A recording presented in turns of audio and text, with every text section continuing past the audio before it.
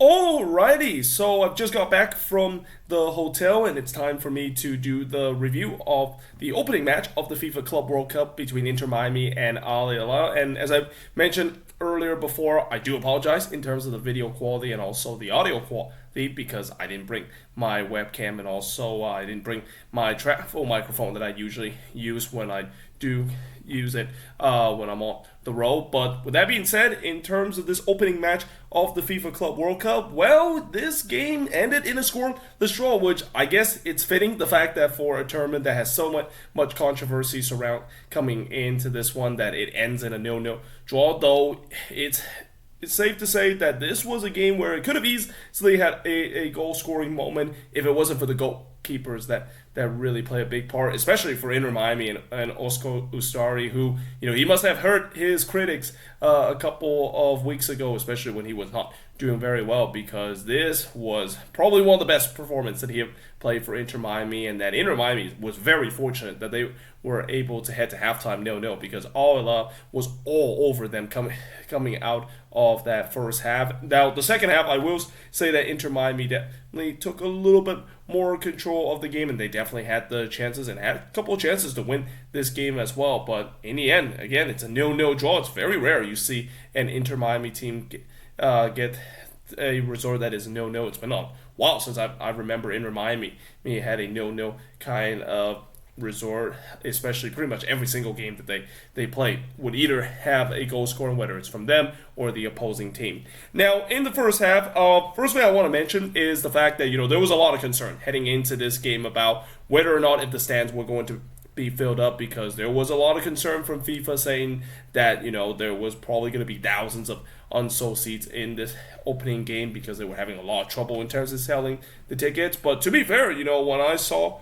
the game before it began, I think it was like about 5 or 10 minutes before it began, the stands was pretty full. I mean, yes, there were definitely some empty section that I see, but for the most part, the stands were really full. So I'm guessing maybe it was just some last second sale that they of course got, especially with the way that they really slashed the ticket. I'm assuming tickets must have felt off the roof, especially with the way that FIFA was trying their best to make sure these tickets are going to be sell, or else that's kind of not a very good look for a tournament that already is surrounded a lot of controversy, and that the first game would be just play in front of a half empty Hard Rock Stadium. Though that being said, another thing I also want to mention is the fact that coming into this game, I was expecting there was going to be a lot of Inter Miami fans. There was going to be a lot of pink in the crowd, but to be fair, there was actually a lot of Al fans in the crowd. Now, I'm not sure if they are a fan of the team or the fact that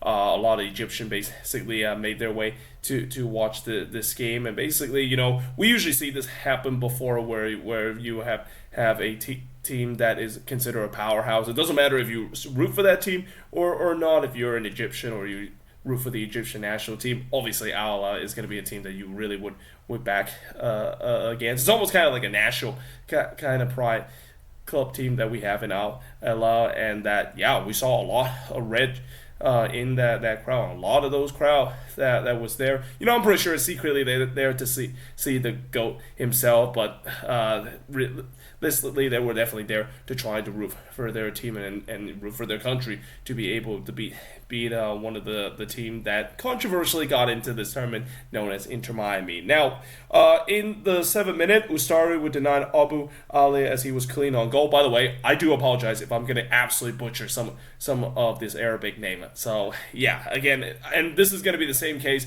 throughout this tournament, where I will not be surprised if I'm going to butcher a lot of these name wrong, because I'm not used to pronouncing this name. But I also thought that was a warning sign for Miami too, because that was just way too easy.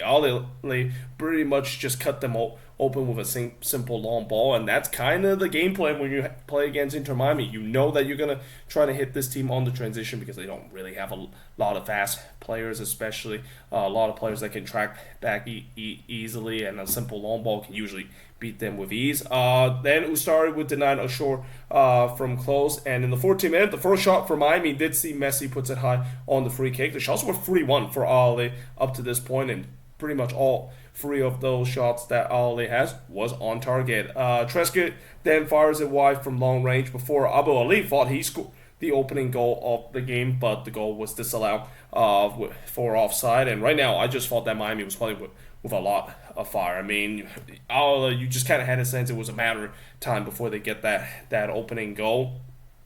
But in the 33rd minute, Ustari would tip Dari shot over on the free kick before Alvarez. I thought he got away with a second yellow card here. And I'll tell you what, if this was in MLS, Thomas Alvarez would have been sent off for this moment. I mean, it was a reckless challenge there on Trezeguet there, and in many ways, I think that foul that he did was probably even worse than the one that he got a yellow card early in the game. I mean, like I said, if this was in MLS or in any other competition, not like this opening match of the Club World Cup, especially happening during this time, that would have been a second yellow. That would have been a red card. And again, I think Alvarez got away with one there, and that he is very fortunate that this, of course, is the opening match and not just a regular MLS play.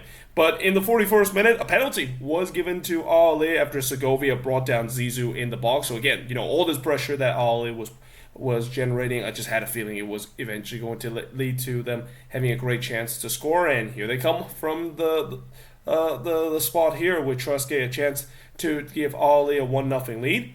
But Ustari says no. He denied him from the spot here, and instantly I wrote Ustari is basically Miami MVP because he is just standing on his heads up to this point, both from making some good save and now saving a penalty here and keep this one somehow at 0-0. Messi then had a shot that was deflected and goes wide, and we do head to halftime somehow with the score deadlock at 0 apiece between both of these teams. In the second half, Trezeguet puts it wide from close before Allende hits it right to Ashanawi, as that was the first shot on target that Inter Miami has up to this point. I thought both of these teams was definitely getting some golden chances early on, but who can get that breakaway?